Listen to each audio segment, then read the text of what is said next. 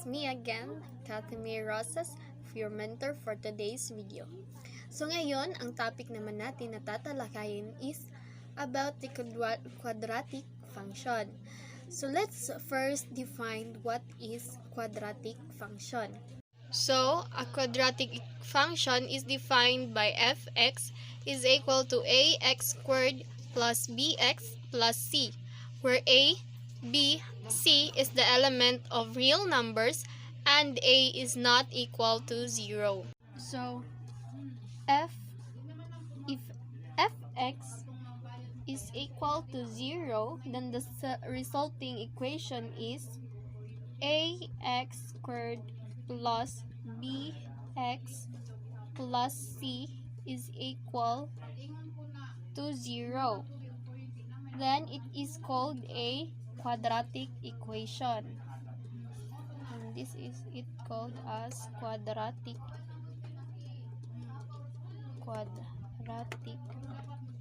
equation.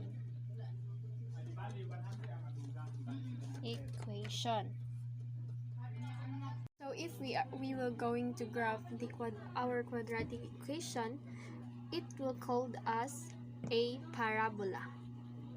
So in fx, then this is our in f of x is equal to ax squared, and if the coefficient of the quadratic term is ax squared, so this is our if the coefficient of the quadratic term is ax squared is positive, then the parabola opens upward. So it opens upward, and the vertex is, so this is our vertex, and the vertex is equal to 0, open and close parentheses, or the quantity. So if the leading coefficient of the quadratic term, then our quadratic term is ax squared is positive, then the parabola opens upward. So here is the parabola, then it goes, or it opens upward. And if our coefficient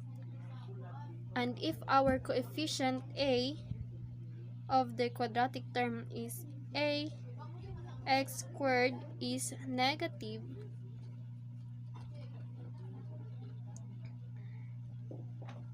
the parabola opens downward.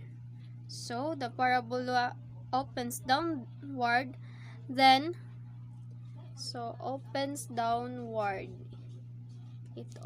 downward.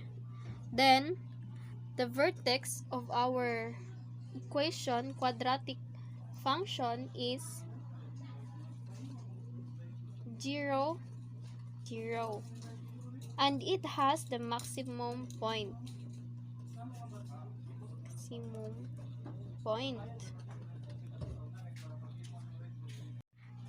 If a quadratic equation that is horizontally oriented and is open to the right takes the form x is equal to y squared, if the coefficient is positive, then the quadratic or the parabola opens right. It opens to the right, takes the form x is equal to ax squared. So ax squared, where a is a positive,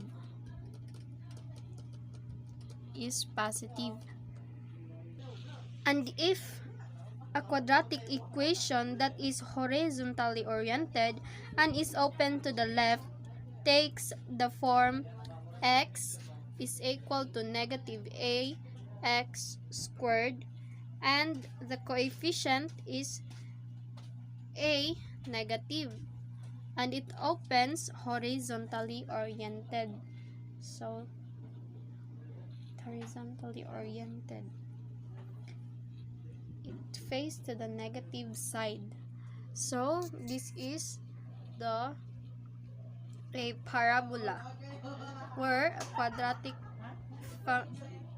to graph a quadratic function, and if you will going to graph a quadratic function, it called as a parabola.